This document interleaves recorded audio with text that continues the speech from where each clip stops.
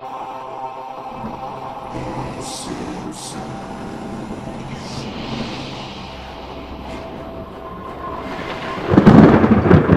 October 21st, everyone. Welcome to Midwest Horror Network's October 2020 special, where we discuss all of the Simpsons Treehouse of Horror episodes. Today we are talking about Treehouse of Horror 21. The intro starts with Bart and Homer carving jack-o'-lanterns. Homer bends over and Bart takes the opportunity to print a jack-o'-lantern face into Homer's pants. Homer gets really mad and a brawl ensues between the two, getting kind of violent. They just start beating each other with whatever they can find. But it's revealed that this is actually playing on Professor Frink's TV, and he pauses it with his DVR remote. And he tells the audience that if they find the content of this year's Halloween special objectionable, just simply fast forward with their remote. So he starts fast forwarding through Homer and Bart's fight, and it gets really intense. Like, Bart runs over Homer with the lawnmower. Homer's beating Bart with tombstones. I think there was some other stuff there as well. He stabs him in the neck with a pitchfork. That was it. Oh, yeah. Yeah, that was, they really went at it. But then Professor Frink speeds up the fast forwarding, and you see a few frames from throughout the episode, and then Frink is just like, oh dear, I've spoiled the whole episode. I don't deserve to live anymore. So he turns the remote on himself, fast forwards, and you see him just aging, dead skeleton dust falls onto the ground as a pile of dust, which blows away and reveals the title, Treehouse of Horror 21. And then Frankenstein's monster comes up out of nowhere and takes the DVR remote and says, "Monster will watch The Office. Dunder Mifflin, just like Monster's workplace." And then it goes into a monster version of The Office opening titles. Very accurate. Very random. That was the thing we saw. I'm sure that means more to people who have actually seen The Office. I'm like one of 10 people who haven't, apparently. I would like to see that version, or at least have them do at least one episode with all the monsters doing their version of The Office. That'd be great. Like, I liked the zombie microwaving a brain for his lunch. You had a mummy putting a piece of paper through a shredder, but his wrap gets caught in it. Yeah, it was a very accurate depiction of The Office opening. The Office, for me, The Office has had its moments, but I'm way more of a Parks and Rec person than an Office person. Once The Office hit a certain point, it just stopped being funny. Whereas Parks and Rec, I thought, started a little weak in its first season, but got very strong afterwards and stayed strong. I saw the first episode of The Office and never went back. Yeah, I'm not a fan of the first season. Felt very sterile to me. Seasons 2 and 3 are probably the best of The Office, and then after that, I think 4 has some good stuff in it, and 5 was a little mixed, but 6 is where it really just fell off to me. Yeah. Fair enough. But I also did love a very specific sight gag that from this intro that I like when the doctor goes through a X-ray machine and you see a xenomorph inside of him. Oh yeah. Which I laughed really hard. Yeah, he goes through this X-ray and there's a xenomorph and it's got the full xeno head, but it's not even in the chest area. It's by his testicle area. I'm like, what? It's in his womb. I have so many questions. But no answers. Simpsons Biology. That's a book we should write. I don't have the time, the patience, or I'm willing to even acknowledge that. I was actually a big fan of this intro. This is like the second episode in a row they use the iconic The Universal monsters. And it's just, like, they use Dr. Frankenstein's lab a lot for these tree houses. I understand why, but at this point, I'm kind of just tired of seeing the same. I mean, somebody's got to use those old washed-up monsters. But I like the monsters, and in all honesty, I actually liked the Office spoof more than the DVR thing. That's when I got into it. As soon as the Office spoof got in, because I wasn't a big fan during the beginning of the intro. Yeah, it was a very it was a very weak version of those old intros when Marge would come out and say, if you don't want your kids to watch this, because it's basically what Professor Frink said, and just he just made it a more modern version of the same message. I think my issue again was just I'm tired of seeing the same like landscape. I'm tired of seeing the same like location wise, which is fair. like the lab. Dr. Frankenstein's lab is what I'm tired of seeing. For the Treehouse it's just episode. Dr. Frink. Yeah. Yeah.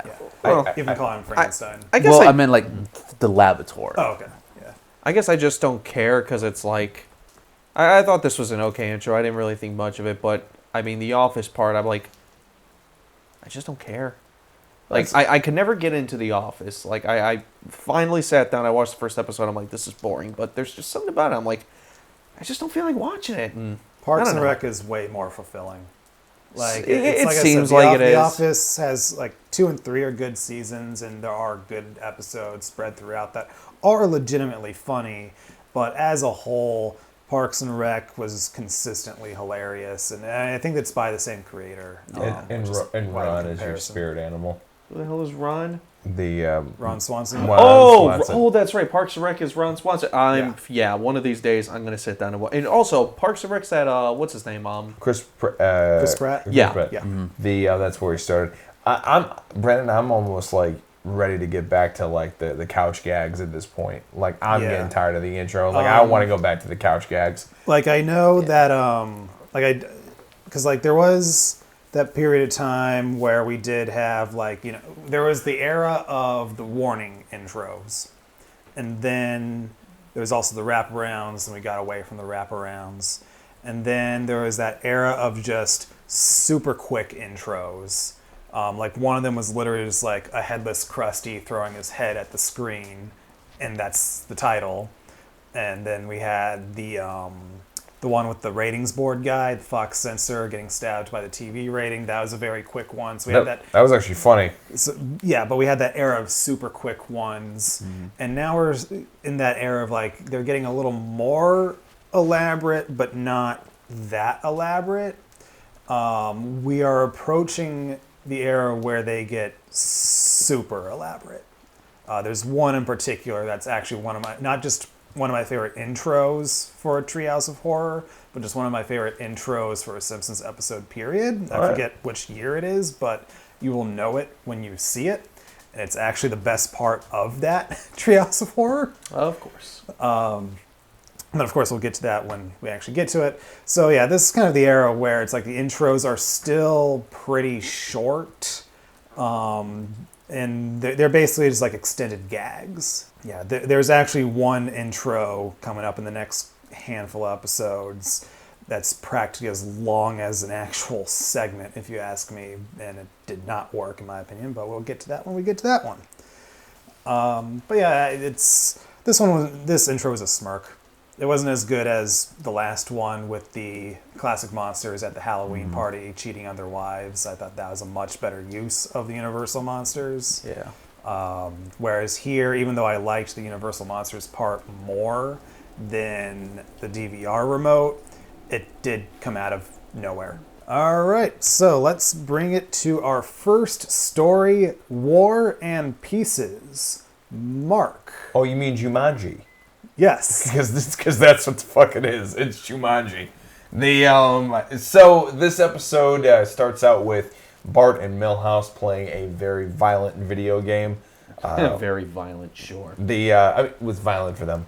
To Marge, it was violent. Correct. Anything with a gun to her is violent. Pretty much. That checks out. Except for that one shitty episode. She says, this is the one with where the pastor said not to play it. And he's like, he's playing it right now.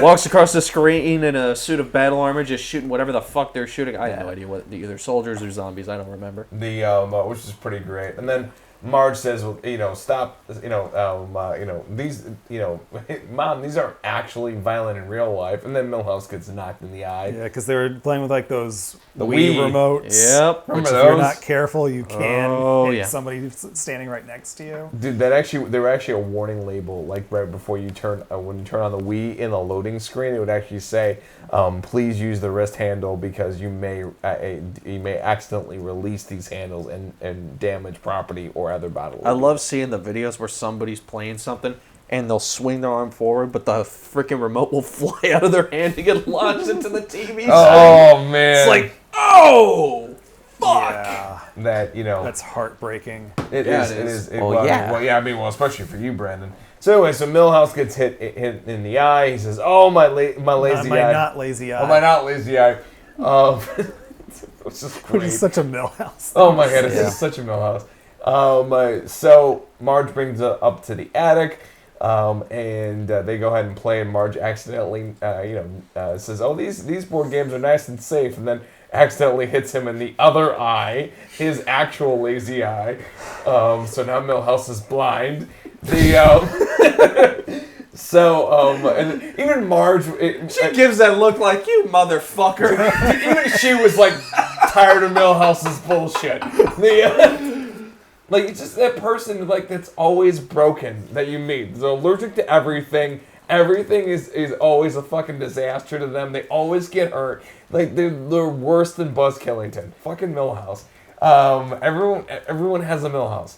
Or at least known a Milhouse in your life. Marge leaves Milhouse and Bart to play. They rattle off every possible generic version of a game.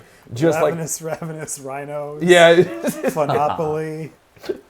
there Yahtzee. was nothing. Or Yatsu. There is nothing fun about Monopoly. Monopoly is a game of life and death. I don't know what the fuck you're talking about. I love Monopoly, especially Star Wars Edition. Dude, friends and family members' relationships are destroyed with Monopoly. You know what? I've never had that problem with Monopoly. I've only played it with one friend of mine, and we used to play it all the fucking time, but yeah. No, okay, here's the real rule to Monopoly. Nobody ever plays it 100% correct. Everybody Yeah. has their own set of rules for Monopoly. My dad constantly wants everybody to play Monopoly with him, but he's like, no, you do that shit in real life. I'm not playing. Like, I kind of want to play. I want to play Star Wars Monopoly with him just because I'm going to try to throw his ass off. he will Or- destroy you in any Monopoly game. How Or fucked I up could would it- shell out the money for the out-of-print Simpsons Treehouse of Horror Monopoly. That's a thing. That is a thing. Oh my Really? god! All right, Yeah. let's keep talking. I'm going to see these prices on eBay. But no, I want to fight your father in Star Wars Episode 1 Monopoly just because I want to see if I can win. I like how you said fight, not play. Because that's what it's going to be. I don't know, man. Dude, He's got some good- experience on Good you. the fuck luck, bro. I'm going to out-capitalize you. All right. So remember that joke that Robin Williams made about that when he's talking about Bill Gates and then Mr.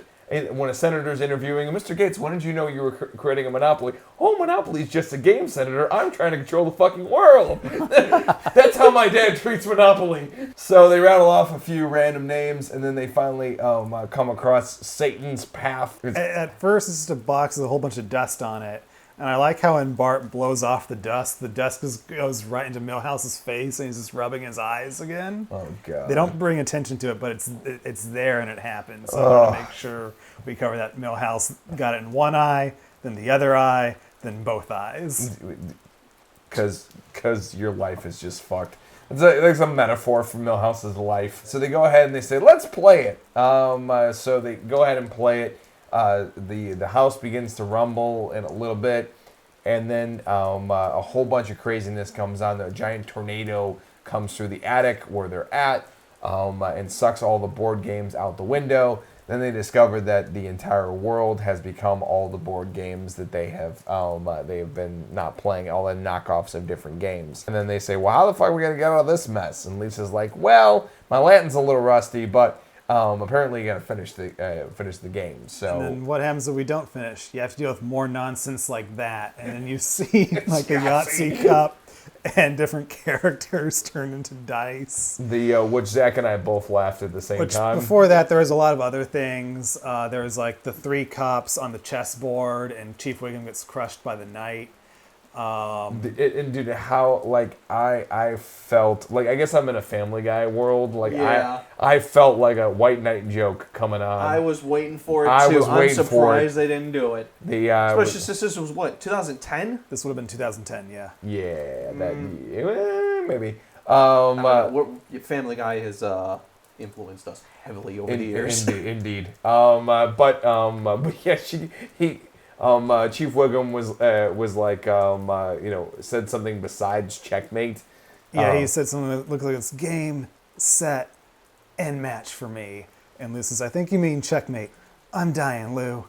Cut me a break. Do people say checkmate in chess though? Yeah. Yeah, they do. Oh, Yeah. okay. Yeah. That's how you win by checkmate. I thought that was just a checkers thing. I don't know. It's No, been that many checkers years is since king I- me. Yeah. Yeah, it's King Me. Oh, The, it's been so long since I played a game of chess. I think, 2008 when I was in 8th grade. Yep.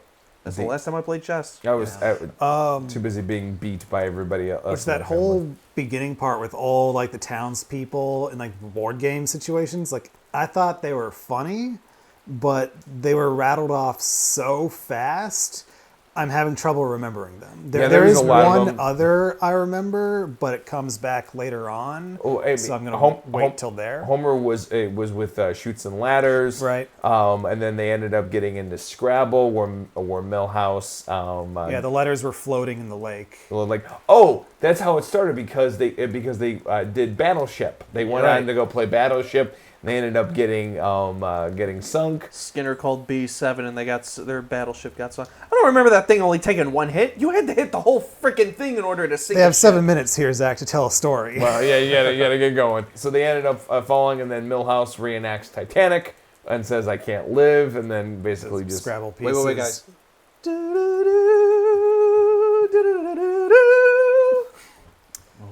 So that's- Zach's heart goes on. So that's a thing. So that's a thing that just happened, and it was recorded.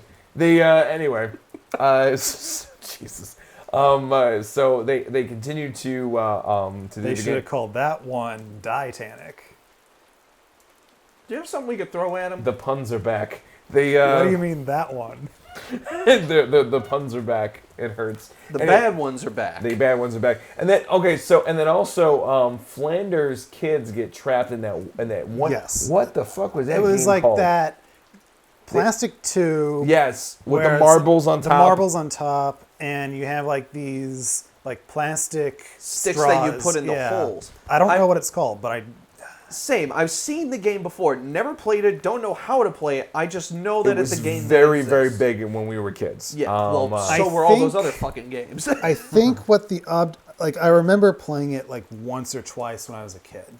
What I think it was that you put the sticks in, and it's like you put the stick in, and it comes out through the other side, and you put all them in, and you put the marbles on top. And one by one, you take turns taking one of the plastic straws out. It's a version of Jenga. Yeah, I was Yeah. gonna say, is you it know, like it's an like extra- whoever drops all the marbles to the bottom loses. Yeah. I was gonna say that seems like a flawed version to a degree because you could just come up with like a pattern because it's like there's only so many holes you can put the sticks in, right? Well, dude, it's the same thing with Jenga, dude. Like you have to take off a brick, without it actually collapsing. But then there's also that whole butterfly effect of the marbles are going to fall just a little bit differently each time you play. That is correct. You know what? That is a very fair point. That is a very, very fair point. So they get trapped at the bottom. I can't remember where everybody else was Yeah, at. There's Marge a- was stuck in Clue. Oh yeah, that's right. I suspected Colonel Ketchup that you killed him with a lamp in the library. It's like, well, he was gonna leave me, and I'm 60 years old. I'm too old to find somebody else. The, And uh, Marge just gives the same look again, like, I didn't know that Colonel Ketchup was gay, but Neither did I. I also didn't know his name was Ketchup. it's Colonel Mustard, but they're clearly. I don't gay. That's arguably worse. they did not want to pay the rights to Hasbro or Milton Bradley or Parker Brothers, whatever. or anybody. So Clearly. And then we had the mystery date thing with. Oh yeah, yeah. that's right. And Kane Kodos came in for the mystery date. Another shoehorn. Wait, that's kind of. really upsetting because you had a real opportunity to do something cool with them, but instead you do that bullshit mystery door date thing. I mean, That's boring. Come on. what else would you have done? I don't know any other game. Get creative. Use them with the battleships. True. Give them like a super ship or something. like Like, I don't know, just something more entertaining. It worked though. Yeah. I mean, it did work. I don't maybe like a creepy crawlers game like I would have done. You know. Again, there's so many other things that they could have been used for, but this was just another one. We have to put them in there. Yep. How much time do we have? I don't feel like putting so much work into this. Fuck it, just put them behind a door. It was harmless, but it was also kind of, you don't get King and Kodos interaction. Like, they said nothing. Like, you got a couple mouth noises, and that was This it. was definitely, in my opinion, one of the worst shoehorns they've done so far. I would not say worse. The Dr. Moreau thing is Yeah, it's my definitely one of absolute- the weaker ones, but it's not as bad as the literal tacked on ones. But as far as like them legitimately showing up in the episode, I would say this is one of the worst ones of that type. Okay, I'll give you that one. I'll give you that. Just I 'cause think they it's don't one of the say. worst ones. I don't know if it's the worst, but it's definitely No, one of the the worst. worst I'd say is definitely the Island of Dr. Hibbert, where it's they- The problem where with you that could one is I tell. do not remember it. It was literally the episode ended, and then it cuts to them on the spaceship, and you have the exact same animation of the island in their window that you saw from before, and they're just like, that island is shaped like our number 4. Makes you think, doesn't it? Ship flies off. Credits. Like, it was so obviously tacked on Yeah, it was after the fact. bad. Fair. Either way, both of them, stupid. So Bart battles through a bunch of the different games. He finally tries to reach to Mousetrap or Final challenge. the final challenge, and then he realizes that he's being chased by the Crazy Eights, which was great. So he ends up pulling out one of Well, the. he remembers, what did video games teach him? Oh yeah, kill, kill, kill. Nice, of course. Which that's exactly what they teach us. That is not what video games teach people. Thank you. The Video games are a positive influence, Mark. anyway, so he pulls out one of the sticks, crushes. From the Rod and Todd Flanders thing. Indeed, and then crushes both of them, which is pretty fucking Into hilarious. a bloody pulp. Yeah, that was great. They became a pool of blood. It was great. Yeah, even the sound bites for that was just like, damn. Yeah, it was a good a good damn moment. I haven't had a good old fashioned damn moment in a while. Well, that just happened. And then he goes ahead and stabs all the Crazy Eights, basically riding some type of motorcycle with a cannon on the front. Stabs all of them and then blasts them with a cannon, which was a nice another damn moment, which was pretty great. Just like, okay. Well, alrighty then. So then he goes ahead and plays the entire game of Mousetrap, I suppose. And then you get a little bit of Grandpa Simpson added in there. I can't remember exactly what. Launched by a catapult, and he's like, "This sure is an elaborate way to catch a mouse." Yes. Yeah. Then he gets landed in a little box, which should have dropped the trap, but I guess Grandpa Simpson is too light to drop the trap. Well, no, it was Bart is just like, "This thing never works," and that thing never worked. Oh, it never worked. No, it never worked the way that it was described in the commercial. No. I was going to Ever. say, okay, so how many of you have actually played the game? Because I've seen it, never played it. I tried it once at my cousin's house, along with Don't Wake Dad, and both of them were awful. Never seen Don't Wake Dad before. That one's Like, Yeah, I don't know what that is. I literally, remember the name of that one, but I don't remember what it was. literally, it's like you can't land on a certain space. I don't care. Yeah, Go on. yeah. Brandon's favorite phrase. I've already lost interest in this topic. Bart finally gets it to work. The mouse comes down. Then all the games get sucked back in. Thus, the episode is done, I believe. No, Bart and Milhouse wake up in the attic, and they're just like, "Forget these board games. We're just gonna go play Hangman." Oh yeah, that's right. Yeah. And then they're actually at a gallows with nooses around their necks. And Bart's just like, "Wait, we still have one more letter." And it's like, camera pans up and you see that it's obviously Wheel of Fortune with just a couple missing letters. And Milhouse just says 3. 3 isn't a letter. Milhouse is like, stupid. And then the nooses drop. Which was pretty decently dark. Killing them both. Decently dark. Like, there's a lot of good dark moments in there. Just drop silence. Yeah. Yeah, and I was like, ooh. I kind of wish there was a snap or something, but I'm like, Yeah, well, shit, they went there. It's kind of darker without a sound effect. Yeah, a little bit. I mean, like there's quite a few like well shit moments in this episode, which I appreciated. This is a pretty fun episode. There were a lot of it was very fast. It was a very fast episode, but there were a lot of fun things in here. Good laughable moments, good character moments, especially for Milhouse. Like this was a great like explanation of who Milhouse's character is.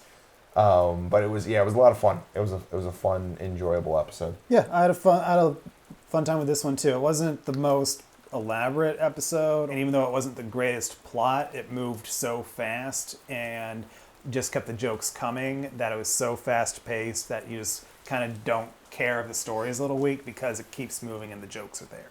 Yeah, that'll definitely save most of these type of things. As long as the jokes work, you can kind of get away with maybe not even having a beginning, middle, and end. I mean, this did have a beginning. It certainly had a fucking end. Yeah. It had a lot of stuff in the middle.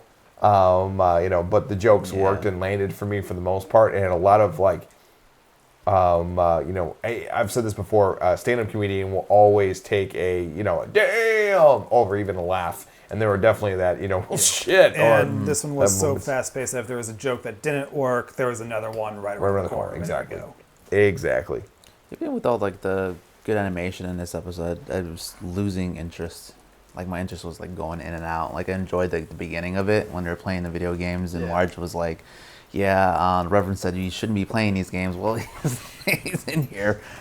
And then I lose like interest a little bit until the game Satan's Path rolls around, and I'm gaining my interest again, and then I lose it until Bart gets violent and starts killing the crazy eights, and that's when I got into it again. But in and out with this episode for me.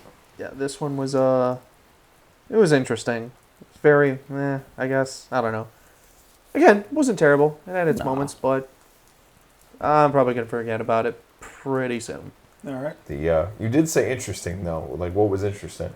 I mean, I like the idea of like the whole Jumanji thing being sucked into a world full of board games and stuff. I just think that the board games coming to our world. Sure. I just think that they just didn't do anything really that great with it, or it was just Simpsoning the Simpsons of the Simpsons or something like that. I don't know. Damn. Again, not a Simpsons fan, so. Yeah, we got something from you at least. Squirrels. I'll take the victory. Yeah. So, any last thoughts about this one before we move on to second story? Even if it moved fast, with enough jokes being blasted at you, it worked. Cool. All right, David, tell us about segment number 2, Master and Cadaver. If you can even remember it, because I sure as shit don't. Good luck. And Godspeed, sir. This is a test.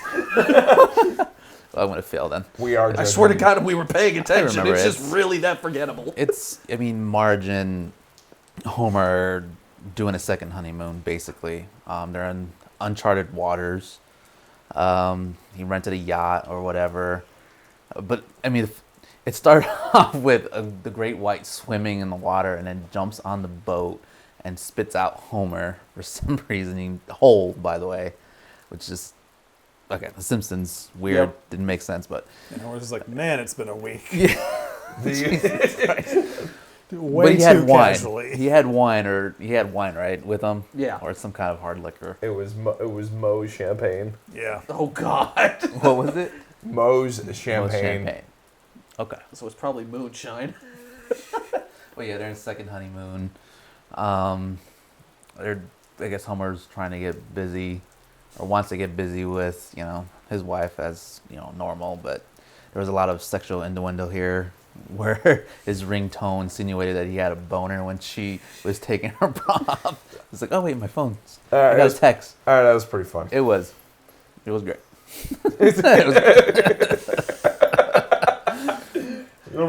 We're trying really hard here. Yeah, but it gets, a full stop because there's a guy apparently stranded on the water. He's on the boat, and Marge, asks Homer to bring him up. And he grabs like a fishing hook. And he's like, almost there, and grabs the guy by the mouth and pulls him up aboard. The guy explains that he was from a different boat or whatever. He was a chef there, and he was trying to stop somebody poisoning the whole crew, and he got kicked off the boat and stranded or whatever. So during like the time on the boat, they get kind of suspicious of him, and maybe like he had something to do And with at the first, poisoning. Homer thinks he's trying to seduce Marge. Yeah, which more sexual innuendo here, where his sunglasses are like half broken. Yeah. So one of the lenses are missing, and he's trying to contact somebody on the radio, and it looks like he's twisting Marge's nipples. So he gets upset, takes his sunglasses out, and he's working the knobs on the radio. And then he bakes a pie. Yes, because the poisoning on his original boat, it was supposed that the pie was poisoned. Yeah. So he makes Marge and Homer a pie, and that's what makes Homer suspicious. Marge thinks he's just telling the truth and that the pie is clean, but they throw it out the porthole, and they see that it killed a shark. But it's rhubarb. But it's rhubarb. That's my favorite. Yeah. So after their suspicions and they realize that maybe he had something to do with it, they have a plot to basically get rid of him and kill him. Which Homer says, when we need to think of something fast because he's making scones. Dun, dun, dun. My question is, where's he getting the materials to make this? And Homer says, true. they should have called this one Recipe for Murder. And Marge asks, what do you mean this one? And only one of us in this room laughed at that. Mark, we're looking squarely we're at looking you. at I you. did look like right at that. Not only that, I laughed and I turned right to Zach and I'm like, "Fuck you, dude! This joke was written for you." Really? It's like, that was written for you, bro. You sons of bitches. I just got done going on a rant about that shit. In the next episode, they're just like, "Oh, we heard you. We heard you 10 years ago, motherfucker. But we heard you." The dude, I was like, that's the most meta Simpsons had gotten up until that point. And, No shit. and I was like, that's fucking fantastic. They finally take their name seriously. I will tell you this: I will not remember this episode, but I sure shit will remember Remember that that joke. But yeah, so Marge seduces the guys, gives him or asks him to oil her or whatever. And then Homer's ringtone goes off again, He got a insinuating text. that he got a text insinuating the guy got a boner watching Marge. Put on sunscreen. Yeah, and then Homer basically turns the sail around, knocking him out, essentially burying him at sea, and he grabs like a hose and just sprays him out overboard. Yeah. Then they come across the actual boat he came from, which was called The Albatross. Albatross. They go on board. They see the crew. They realize that he was actually telling the truth. So they knew they fucked up. Yep. And it turns out the guy was alive and somehow caught up to them on that boat. Yeah, it was weird. But anyway, they also realized that the guys weren't actually dead because one of them gave everyone the antidote because he had suspicions of that they were going to be poisoned that night. So Which, okay, Uh-oh. like when they brought in the poisoning, the flashback with the guy, that's where this segment kind of lost something for me. But this is where it becomes nonsensical, where it's like, I think they say like the guy's been lost at sea for like a week. So you mean to tell me that these people who took the antidote have just been lying there still looking like they were poisoned for a week? Also, where the fuck's the guy that poisoned them? Yeah. Which Zach? Which Friday the True. 13th is one Nope, of those? we're not getting into this. Don't think about it too much. Seriously, don't. You'll hurt your head. but everyone's starting to come to, and Homer they kill the guy with, I don't know his fucking name. The guy they rescued. The guy voiced by Hugh Laurie. Yeah. I thought that was you, Lori. They kill him, and Marge is like, "Why did you do that?" It's like, well, he's gonna go and tell people we tried to kill him, so We gotta kill him. we had to kill him. Pure and simple. Logic. Yeah, logic. Yeah, trying to kill somebody is something that you kind of have to commit to. Yeah. I'm He's just gonna not be a commitment 25 years guy. regardless. But then everybody else wakes up and Homer just starts killing everybody. He even kills a pelican by throwing a swordfish at it. Leaving no witnesses. That was extra. That's definitely like leaving no witnesses. Oh, which before that, the guy said that the pie he baked for Homer and Marge was not poisoned, that the shark was actually killed by the fuel leaking from the back of the boat. Yeah. All these dead, like a giant octopus out there. Squid. It was a squid. Sorry. Marge can't live with the fact that what they did. She eats a piece of the pie to poison herself. Then we, realize that it was all just baby's imagination. It was all Maggie's imagination. Maggie had a couple toy boats in the bathtub, Yeah. and Homer's just like, do you ever wonder what she thinks about? And Marge's like, just sunshine and rainbows. And then they did this weird Clockwork Orange thing yeah. with Maggie that was just out of nowhere. It was weird. Had no reason to be there. No. Like they could have just ended it with Marge saying, just sunshine and rainbows, and just have just a close-up of Maggie, and that's it. But instead they had to go just... Make a Extra. Clockwork Orange reference that just doesn't Didn't make work. sense. No. doesn't make sense, doesn't belong, didn't need to happen, and Nope. yeah. This one was on the lower side of average for me. This one was completely forgettable. Yeah. Like... I'm gonna remember. I've already said it. I'm gonna remember one joke from this, and then that's it. Yeah. yeah. Like, Well- it's not terrible as I'm watching it. It does drag a little, but yeah, like you guys said, it's difficult to remember. It is. I mean, I remember, Dead Calm, and then the book that it's based on. It's better than.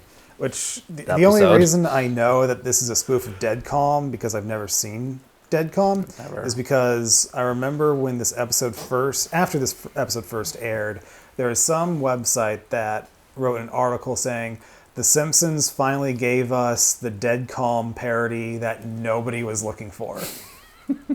Yeah, it checks out. Yeah. Okay. I Because agree. Dead Calm was what, 1989? Yeah, 88 or 89. I'd never even heard of it. Look, I I'm remember sure the we book could... more. I never watched. I'm sure we could The film a movies, though. parody that at least somebody would remember. This is something that it's just like, look, it's not bad, but again, I watched the whole thing. I remember watching it. I just don't remember anything that happened. Yeah, here's the plot of Dead Calm. After a tragedy, John Ingram and his wife, Ray, are spending some time isolated at sea when they come across a stranger who has abandoned a sunken ship. Stars Nicole Kidman, Sam Neill, and Billy Zane. That's interesting. It really is. That's an interesting cast. Yeah, Good cast too. Have to watch it one of these days. and I'm sure it's a good movie. I've just never seen it. Yeah. Me either. This one, Very meh. Yeah. Like, Yeah. this is probably the most meh of meh episodes Yeah. we've seen. because like I'm in it at the beginning before they come across the guy, when it's just Homer and Marge there. Then it kind of loses something once the guy actually comes in, but I'm still in it.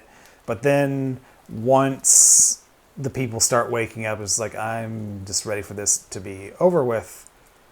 So with that, Zach, tell us about segment number 3, Tweenlight. Oh God. We all laughed and looked directly at Zach as soon as we saw the I know. title.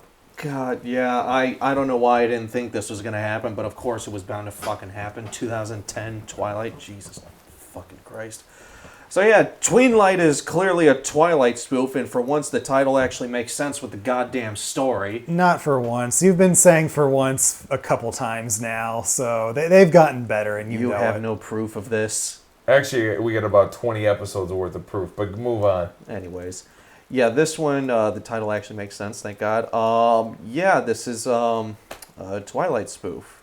It's okay. It's not bad. There's a few funny moments. Daniel Radcliffe plays the vampire, right? He does play the Yes, vampire. that is correct. So, yeah, he's the little Edward kid. The beginning of the episode, Lisa and Bart are walking to school. All the girls are just staring at this one guy, just going nuts over him. Bart asks, the hell are they staring at? Something you'll never get a girl to do. And then Bart rips off his shirt, throws the shirt over his shoulder, and then his gut just pours out all over the screen. And he just goes, oh, and then walks off screen all depressed. It got a little personal for all of us. Especially Mark. But anyways. I'm so- confident with my body, so I literally, least one of us is. I literally turned to Zach and I was like, "Oh, it's Zach," and he's like, "No, that's you." And then Brandon's like, "That's all of us." and then we all shut up after that. David's just like, I'm married. I don't give a fuck. Yeah. It doesn't mean that it's not inaccurate. Either way. Okay, so the little Edward kid vampire thing, whatever it is, decides to walk over to Lisa, and apparently he's choosing her, whatever. She's beautiful, I guess. I don't know. And then every vehicle in the world tries to run over Lisa, apparently, and then you got that cliche shit from the Twilight trailer where Edward just hops in front and just stops the vehicle. Let's see, there's the hippie... It starts with Otto behind the bus. Yeah, he's like, why does my room have a steering wheel, bro? That was perfect. What the fuck are you doing? There's like hippie posters all over the windows and shit. It's like, Jesus Christ, That man. was great. That was great. That reminds me of the beginning of just a normal episode. This is probably one of my favorite Otto moments, where it starts with him at an awards ceremony, and he's holding this trophy, and he's like wearing a suit. He's like, wow, it just means so much that you've awarded me the award for safest bus driver. And then you just hear Milhouse yell, Otto, wake up! And it turns out Otto was asleep while driving the kids to school. And they end up in like a car wrecking yard, and the bus ends up in one of the car compactors. And the compactor just comes down on the bus, and everyone starts running towards the back exit screaming. The compactor just eats up the car, squishes it to like miniature size, spits it out, and Otto's just like, so who can keep a secret? Anyway, so yeah, let's see. First the school bus tries to run her over, then I think a cop car, then the clown car, and then for some reason Otto got out of the school bus, ran, grabbed one of those what the fuck I are think it's those? called a Segway. Segway, the thing that Paul Bart uses in Mall Cop, yeah. And then Edward just stops it with his fingers, just like, And even Otto's just like, me again? Okay. he's just like, what the fuck am I doing? All right, so yeah, Edward brings Lisa to a forest. They do that whole bullshit tree hopping thing that they do in the movie, The and Twilight thing. yeah, sure. Edward reveals that he's a vampire. Lisa, oh my god, you're a vampire! I love you! Ah! Then we get a little piece from Milhouse. Oh yeah, that's right. He's at the bottom of the tree. He sees it. He's like, I'm getting angry. I'm changing. He turns into a fucking poodle. I was like, yeah, that checks out. I thought he was gonna turn into like a Pomeranian or something. So I wasn't too far off. Yeah, you were pretty close. You're close. Yeah. Anyways, okay. So Lisa invites him over for dinner and everything, and he ends up showing up with his father because apparently he needs a chaperone, and his father is actually Dracula, and Edward is super embarrassed of his father. Oh, don't forget, before they showed up, Lisa's talking to Homer. He's like, don't embarrass me. And Homer's like, right, not going to serve garlic, not going to stab them in the heart with a stake, not going to ask them if they know Frankenstein because it's racist somehow.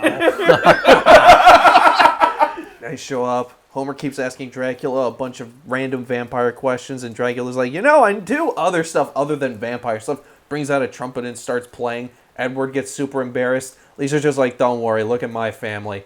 Homer's dancing with the dog to the trumpet. Santa's little helper. And by the way, he's like, what are they having for dinner? Oh yeah, that's right, Flanders is dead.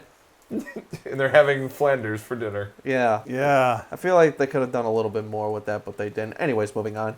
So, Lisa and Edward run off because Lisa wants to become a vampire. Marge is just like, the hell with that, picture days tomorrow, and she's not going to have 2 freaking bite marks on her neck. Sends Dracula and Homer out to find him. They go to this little vampire town, and you got like Simpsonized versions of all the like famous vampires and everything like that. You got the Gary Oldman Dracula, you had Blackula, you had Grandpa from the Munsters, you had like Kate Beckinsale from Underworld. You had Count Chocula. I didn't see Count Chocula. Count Chocula was in the You background. had Was he in the back? Barbarella, who is their version of Elvira, and then you had the Count from Sesame Street, who was in the midst of biting Big Bird in the neck, and you see his blood pouring out of Big Bird's neck. I didn't see that. I was too busy paying attention to the ridiculous-looking Count that I didn't even notice the bloody Big Bird on the floor. They kissed with 2 times. They were like, have you seen these 2 kids? Show them pictures. Yes, and they were sneaking kisses. One kiss, 2 kisses, And you can see both Dracula and Homer are super fucking annoyed by it, just like I was. That's not their best joke with the Count from Sesame Street. I forget what episode it was. It was a regular episode, but Marge was talking about how out-of-towners make her uncomfortable. and she doesn't even like the Count on Sesame Street. And it just shows the Count is like, ha, ha, ha. And Marge is like, go back to your own country. And I was like, whoa, Marge. The I don't know. I think the funniest Count joke I've ever seen before was in Family Guy. Meg takes off her shirt. 1 nipple. 2 nipples. 3. Oh, God, fuck this. I'm out of here. Like, holy shit. I've not seen that, but somehow I knew that's where it was going. Yeah. Yep. Yep. And then, and then also he could time the lights. Dracula can time the lights because he's on a that's night right. schedule. Which is Also, wait, hang on. He drives a fucking Prius? Yeah. yeah, I did notice that. I was so disappointed in that. Like a muscle car or something blasting techno music. I guess David's that's car is cooler than that. Well, David hunts the vampires. Yeah, True. right. Well, actually, that would make a lot of sense. A vampire hunter would drive a muscle car, Yeah. and then the actual vampire would drive Prius. the opposite of it, a Prius. It does blend in. We're very environmentally Nobody friendly. would pay attention to it. No, nobody would. No, everybody would pay attention. He's like, this fucking loser drives a Prius. Especially considering it was a beige Prius.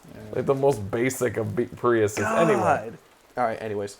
So yeah, Lisa and Edward are climbing up this clock tower, and they're about to do the deed. And Homer and Dracula climb up as well. Lisa finds out that if she gets bit, she's going to stay 8 forever, and she doesn't want to do that because she doesn't want to use the children's scissors for the rest of her life. Because she has to obey the rules. And It's Lisa. That's what she does. yeah, so there's a fight that ensues, and it ends with Edward and Dracula drinking Homer's blood instead of Lisa, and they die because of the It's full of cholesterol and not the good kind. that. And they both get fat Yeah. Very fat. and die. And Homer becomes a vampire. But apparently cholesterol kills vampires. That's news to me. Homer becomes a vampire, and then he's like, woohoo, I'm a vampire. Turns into a bat who's really fat, tries to fly, but he's so fat that he can't support his own weight, and so he ends up falling, dying on the steps, and then Poodle Millhouse comes and just picks him up. Walks off. End of episode. Yeah. Pretty fun. This is a fun episode. It's actually my second time seeing this segment. I think I came to hang out with you guys one day, and then you actually had this on. So I ended up watching this the second time I watched it. I caught a lot more shit this second time around. It's a funny episode. Yeah, it's a fun one. Not one of their best. I don't know, like the whole Dracula being the dad subplot. It was okay. It was okay. There's some ridiculous stuff in Twilight, and they did a really good job at spoofing the stuff at the beginning of the story. Yeah. So I kind of wish they kept that same momentum going throughout the episode. I'm going to give them props for not being another, because I was criticizing them in the beginning for just being complete, rip-offs of the movies they were ripping off, but not doing anything funny with it. So I give them credit for at least trying to mix it up a bit in here. Like, you start off pretty strong, but the end just kind of went very meh. Yeah, because there's so much ridiculous stuff in Twilight. Like, I do feel there's enough material from that to carry its own little segment, and especially since they were doing a good, because even though the stuff they were making fun of was directly from the movie, like the bus stopping thing, that is straight out of the movie. Oh yeah, Looks and exactly that was like funny. it. It was ridiculous. It's like, Krusty with the clown car thing, the whole thing with Otto, that the was whole funny. thing with Otto was hilarious. Yeah. And even the stuff in the trees worked for me. So it's like they did a really good job with the first half of this episode just aping Twilight and doing a good job at it. And then they just went to the whole Dracula dad thing instead. It's funny, they finally get it right, and then they fuck it up by not doing the one thing that we kept It's Yeah. like, fuck! Well, dude, It's Simpsons! It's funny that you were mentioning this stuff right now. Like, I'm thinking about the time that this was. And 2010, this 2010. So they were writing in 2009. So As the first one came out, I believe. correct. First one came out in 2008. Anyway, so the second one was just about to come out. They're probably already showing trailers at this point. No, it would have been the third one. Sure, it wasn't the second first one. one was There were released some in quick 08, and this one turnaround was times in 2010. these movies. But they write this in 09. It's always the year before. So the Still. so first Twilight was 08, second one was 09. Oh wow! So it was a 3 year was after. 10. Don't- I specifically remember that there was legit less than a year between the releases of 2 and 3. That checks out. I think it was like I think it was only like 8 months or something like It was that. super popular. Dude. Like, So- they And wanted it. then 4 was 2011 and 5 was 2012. So it was literally Jesus. just 8, 9, 10, 11, 12, one a year for 5 years. That is insane. Again, those movies weren't good movies. No, they were terrible movies. But I will tell you this though, considering the time, is I understand why they switched it up a little bit halfway through is because everyone and their brother was doing a fucking parody of Twilight all This the way is through. true. So like, But they everyone. were actually doing a good job with theirs. they were, and I think Whereas a lot of people just kind of took the whole, like, what was that one? It wasn't like, it was in the style of like Scary Movie and Epic Movie. and stuff Oh, like that. I think it was called Vampire Movie. That was it. So it wasn't like a lot of people were doing Twilight spoofs like that, whereas this one, the Simpsons were actually doing. They were legitimately just like pointing out how ridiculous it was. Oh yeah. Rather than just like, here's a scene from Twilight and we're gonna put like fart jokes in it or whatever. Oh yeah, well those movies are terrible too. But Yeah. but I think I understood why they made that decision is because they didn't want to be, regardless of the effectiveness of the rest of the parodies. I guess they didn't want to be 100% a Twilight parody because everyone was doing That's it. fair. And I imagine they wanted Just- to be a little bit more unique. I understand that, but just looking back now, Yeah, well, I mean, you know, 10 years later, it's like this really is, or at least the first half of this segment is one of the best Twilight spoofs. yeah, I'm yeah. trying to think if Family Guy did a Twilight spoof. I'm sure they did. I don't like maybe some individual jokes. Well, but I know they've done a Yeah. Twilight joke here and there. I just But can't remember. probably not an outright Yeah, I don't- spoof. I don't- Okay, yeah, no, that's fair. I They don't think haven't so. done a spoof, but Yeah, I don't think that there was ever a Twilight spoof. yeah, You know, like I'm sure they have their Twilight jokes. I think it was a really good idea that they have Daniel Radcliffe Yeah. play this part instead of him just doing a straight up Harry Potter parody. This is a much better use of him. I think it was really fun to have him do this episode. I agree. Yeah. I liked this one. It's just there are those disappointing elements to it, but overall, it was solid. Yeah. Solid. It had some good jokes in there. Yeah. Made me laugh. Entertaining. Oh yeah, this is what I was gonna say. They had a good setup with Millhouse. Like I think it could have done a lot of funny stuff with that, but they did nothing. Oh yeah, that's the route they could have gone because there is Yeah. the whole Edward Jacob rivalry, werewolf vampire thing. And considering this came out after the second movie was already Yeah. released, there's plenty of dumb jokes you can make. Like, these movies are bad. There's plenty of shit you can make fun of just off the first movie alone, but you had 2 movies. And if you had the courage to actually sit through the second one after you saw the first one, my God, man. To be fair, okay, I have seen the first 2. Okay. I rented the first one because basically somebody said you can't make fun of it unless you've seen it, and I'm just like, fair. Like that definitely. I was called out, and I was like, okay, you are 100% right, and so I rented it. And for me, whenever I see a movie or watch a movie, I don't care what I thought about the trailers or what I've heard about beforehand. Once I am sitting in that theater or pressing play on the Blu-ray, once I am actually starting the movie, everything goes blank for me, and it's the movie has a clean slate to win me over. Twilight did not. So, I remember... It is bad. No, so this was my reasoning for saying it. So I remember hearing about it, and like everybody was making such a big fuss about it. So I was just like, all right, let me see what the fuck this shit's about. I was just curious.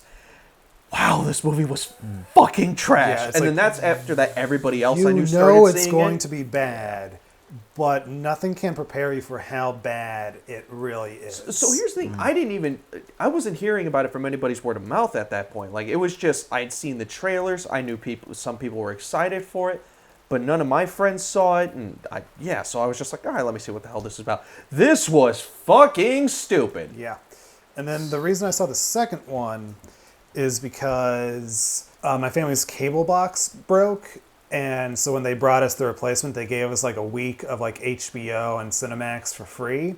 So I kind of used that as the opportunity to watch a whole bunch of movies I wanted to have seen otherwise. Like I just didn't feel like renting. So it's like that's how I saw Transformers 2. That's when I saw Knowing with Nicolas Cage.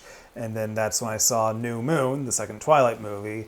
And I will say on a filmmaking technical level, the second one is a much better movie, but nothing happens in it. I mean, I agree with you. Nothing happens. Like, I watched it because my wife, before we got married, made me watch it. She's like, you don't like it, you don't like it. I was like, I kept just like, I don't want to deal with the sparkling vampires. I just don't. I just kept putting off and putting off. I have a funny story about Twilight. So a buddy of mine, he was dating this girl at the time. He had been dating her for a couple months. And she was just like, I really want to go see this movie. Let's go see it. And after they went to go see it, he immediately dumped her.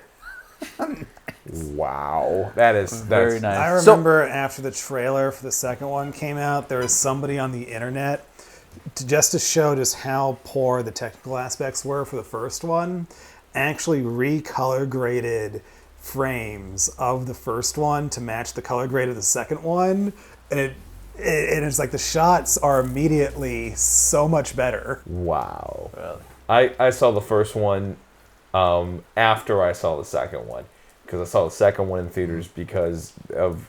Let me guess, you were trying to get laid. No, I was dating a girl at the time who dragged me to the theater. Okay, so this is the honest perception of the two, because I actually, that was something that was presenting to me just the same as Brandon was. I shit on him a lot at the time. This is coming from a guy, who was big into the, in Batman Begins and slowly becoming a Nolan snob at the time. Somebody presented me with that argument as well. They said, well, you can't make fun of it unless you fucking seen it. And here was my very diplomatic response to it. Not my movie. I'm not the fan base for it first. That's number one. Number two is you had a somewhat interesting concept, not the romance, but another thing with them about a group of vampires that don't participate with killing humans. That's interesting. And you had a couple good actors sprinkled into a horrible script, into a melodramatic teen romp that would make an episode of One Tree Hill blush. And arguably the stupidest game of baseball, and I've seen Major League Part 2. That was the most like Dragon Ball Z. Dragon Ball Z. Not Z. C. No. Dragon Ball C. Dragon Ball Z evolution bullshit that I have ever seen in my life. Like it was like Avatar: Last Airbender bullshit. Well, I believe that and Dragon Ball Z were the same year. It was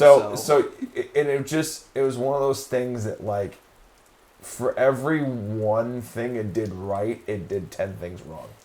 I went, fuck, dude, can this movie ever just do like I was literally like I wanted it to do things that were good, and it would do one good thing, and I'm like, oh holy shit, it'd do one good thing, and then like 10 other bad things would happen, and I'm like, this is really shoddy craftsmanship for the sake of that, and I feel awful for some of these fucking actors who are actually trying to do the best that they can with some bullshit. And I'm not talking about the two leads. I'm talking about the girl's dad, who was actually pretty good in the film, who played the sheriff, dealing with all the bullshit. The one of the brothers who was really charismatic, and I'm like, you were the wrong fucking movie. You bro. have Anna Kendrick in those movies. That's another Wasn't thing. that like one of her first movies? Because I think that's the and first she's thing and I she's saw her and she in. plays It was at Anna least one of her Kendrick. breakouts. But she plays Anna Kendrick. There's no doubt about it. One of the brothers is a bigger built guy. He kind of has a cool bravado to him, but I'm like, dude, you're in the wrong fucking movie, bro. Like, I wanted him to have his own movie. Like you belong in your own movie over there. Yeah. But again, interesting subplot stuff. The whole, family fights that were going on and some of that shit, was interesting, poorly executed, along with a very poorly put together romance that didn't make any fucking sense. Yeah. Long story short, Twilight is a horror film because it made a lot of people suffer. Because it made Mark suffer. Yeah. All right. Funniest moment. Otto. That was pretty good. I'm gonna have to go with the meta joke. It's funny because of us more than it's funny because of the actual episode itself. But the whole thing about the titles was pretty fucking funny. but I am gonna tie it though with the auto joke because that one's pretty fucking funny. Yeah, I'm gonna go with the auto joke, and then my second is gonna be the ringtone for Homer's cell phone. All right. So my funniest moment is also the exact same moment for creepiest, scariest, grossest, or in this case, I'm going with most violent moment, and that is Rod and Todd Flanders' death. That was pretty great. It was too. both Yeah. funny, and they literally just became a pool of blood. So that's also my pick for most violent moment. Nice. So let's just go into what are your guys' creepiest, scariest, grossest, most violent moments? Can anybody even top that one for this one? Like, No, that was no, I would the prob- damn moment. Yeah, it was definitely the damn moment. I would probably tie that with the hanging thing because it was fucking eerie. Like it was. It just ends on silence. It ended in silence, and I'm like, oh well, shit. And like I'm gonna add in like I know it's not part of the category, but like darkest. We've been adding to this category as we've gone along. Yeah, Like it used to just clearly. be scariest, creepiest, or grossest. Then, like a couple episodes ago, I added most violent. So let's add dark to there as well. Yeah, I'm gonna go with that. And Zach's actually thinking about this. Again, my problem is I'm just desensitized and don't care. So that's why it's like, fuck, I hate this one because I don't know what to choose. You can still differentiate tones. Yeah, but it's... So it's, even though if it doesn't affect you that way, you can still judge a tone. So what's something that fits? And we have like 5 specific adjectives in this category now that you can choose any one. There are no wrong answers at this point. Stick around for a few more episodes. We'll have 3 other adjectives to add to this fucking list. David, did you pick one? Yeah, mine was the same one as yours. Okay. The Flanders kids getting crushed by marbles, but I'm going to switch it and do the hanging because that was for me funny and dark at the same time as it for you was the Flanders kids getting crushed. So Yeah, I'm going to because they just switch. became a glob of blood. Yeah. Nothing. It's crushed. I choose all the dead animals in the ocean due to the oil spill. Oh yeah, and you just, Nice. and you just have the one squid just rise up. That was actually pretty cool. Yeah. That was actually campaign. that actually was like probably one of the other highlights of that episode, besides it being pretty forgettable. Yeah. I mean, what should he do? Like, what should Homer do? Fix the goddamn motor. Pretty much. Make a commercial? Apologize? Least favorite segment. 2. Oh, yeah. 2. Yeah, definitely too. Yep. It's Strictly on the basis that I don't remember what the hell contest. happened. Yeah. it's just an incredibly boring episode and forgettable episode overall. To the highest degree. Favorite segment. 3. I'm going to go with the first one just because of how rapid fire it was. Like, I really enjoyed it.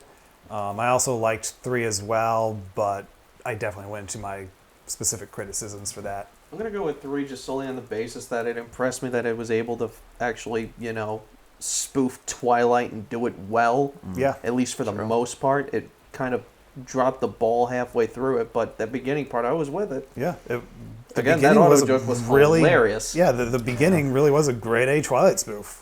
Yeah, I'm gonna go with 1, just definitely for the rapid fire joke. The Jumanji has a special place in my heart from childhood. So And it had a really dark ending as well. it did, and I dug that. It's just it's so disappointing. I don't know. They just Yeah. didn't do anything I'm gonna funny. I'm gonna pick 3 for me, mainly because 1 I was like in and out.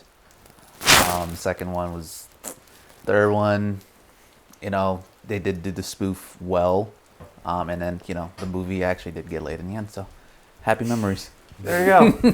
Fair enough. Split down the middle. All right. So, thank you all for listening to our episode talking about Simpsons Treehouse of Horror 21. If you enjoyed this episode, check out all of our previous ones if you haven't already. You can also listen to our regular podcast, the Nightmares Podcast, wherever podcasts are available. Also be sure to check us out at Midwest Horror Network on all of our social media, including Facebook, Instagram, YouTube, and Slasher. And, of course, if you are watching us on YouTube, go ahead and smash that like button and stab that subscribe. And then also make sure you click that little dingy bell so you can be notified every time we drop content on the Midwest Horror Network. Also, if you are checking us out on Spotify or any other podcasting streaming platforms, go ahead and press that follow button so you can also be notified every time we drop any of our Nightmare podcasts or any of these lovely special episodes that we're doing right now. Thank you so much for listening, and we will all see you tomorrow. Happy October 21st.